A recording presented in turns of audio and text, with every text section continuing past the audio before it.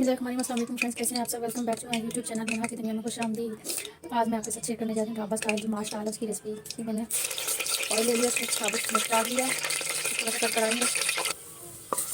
ये कदर मैंने दरगाना प्याज ले लिया, इसको हम इसमें पकाएंगे। ये जो दाल है इसको मैंने नमक और हल्दी डाल के बॉयल करने के लिए रख रही हूँ। आधा चम्मच नमक डाल दिया और हाफ टी स्पून हल्दी डाल दिया। रेस्टोरेंट की जो दाल होगी वो देखिए आपने पीली पीली पीली सी होती है, तो इसको हल्दी डाल के हम बॉयल कर लेंगे। थोड़ी सी हल्दी हम मसाले में भी शामिल करेंगे। जब तक हमारी दाल बॉयल हो रही है साथ में हम अपना प्याज भी उसको गर्म करेंगे। मिट्टी के बर्तन में खाना बनाना बहुत अच्छा लगता है, बहुत मज़े का बनता है। इंशाल्लाह आपसे मेरी कोशिश है कि इसमें मैं सब्ज़ी बनाऊँ, दाल चावल। जब तक हमारा प्याज ब्राउन हो रहा है तो हम इसका एक पेस्ट बना लेते हैं। टमाटर ले लिए मैंने, थोड़ा सा लहसुन अदरक को गार्निश के लिए, बाकी कुछ धनिया मिर्ची मैं गार्निश करेंगे और अलग से गार्निश करेंगे दाल में।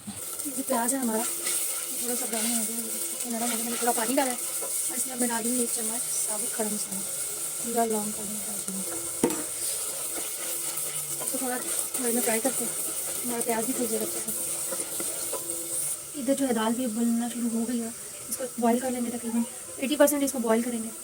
ये हमारा टमाटर लहसुन अदरक हरी मिर्च का जो पेस्ट है ये बन गया। प्याज जो हमारा हो गया, गरम मसाला भी इसमें कम करेंगे, टमाटर का पेस्ट। अब हम मसाले को अच्छे से भून लेंगे। साथ इसमें हम शामिल कर देंगे हाफ टी स्पून नमक, 1 टीस्पून सूखा धनिया जीरा, 1/3 हल्दी पाउडर, थोड़ी सी किसी मिर्च और आधा चम्मच मोटी मिर्च।